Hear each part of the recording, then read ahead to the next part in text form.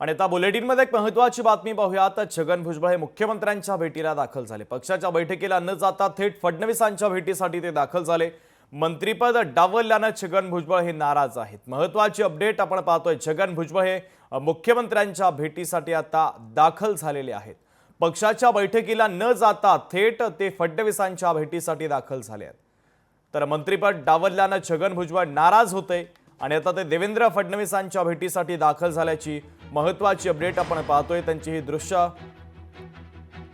थेट फडणवीसांच्या भेटीसाठी आता छगन भुजबळ दाखल झालेले आहेत। मीनाक्षी म्हात्रे आपल्या प्रतिनिधी अधिकची अपडेट देतात। मीनाक्षी, निश्चितच आपण पाहतोय की छगन भुजबळ हे आता मेघदूत बंगल्यावरती मुख्यमंत्री देवेंद्र फडणवीस यांच्या भेटीसाठी दाखल झालेले आहेत। इकडून आपण पाहतोय की आज राष्ट्रवादी अजित पवार यांच्या पक्षाची देवगिरी निवासस्थानी मंगळवारी ज्या पद्धतीत दर आठवड्याला बैठक होते, या बैठकीसाठी उपस्थित नव्हते आणि त्यानंतर थेट आपण पाहतोय की स्वतःच्याच पक्षाच्या बैठकीसाठी उपस्थित न राहता थेट आता मुख्यमंत्री यांच्या भेटीसाठी मेघदूत बंगल्यावरती दाखल झालेले आहेत। मात्र आपण पाहतोय की रात्री उशिरा या भेटीचं कारण अद्याप अस्पष्ट असलं तरी मंत्रिपदावर डावलल्याने छगन भुजबळ जे आहेत अद्यापही नाराज आहेत।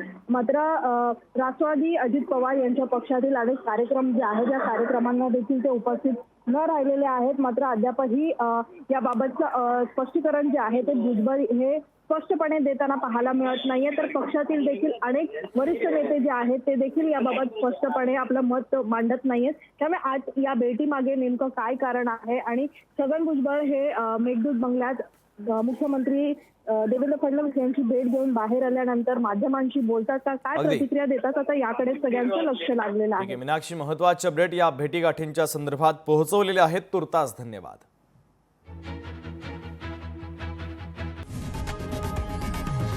लोकशाही मराठी ऐका, पहा, जागरूक रहा।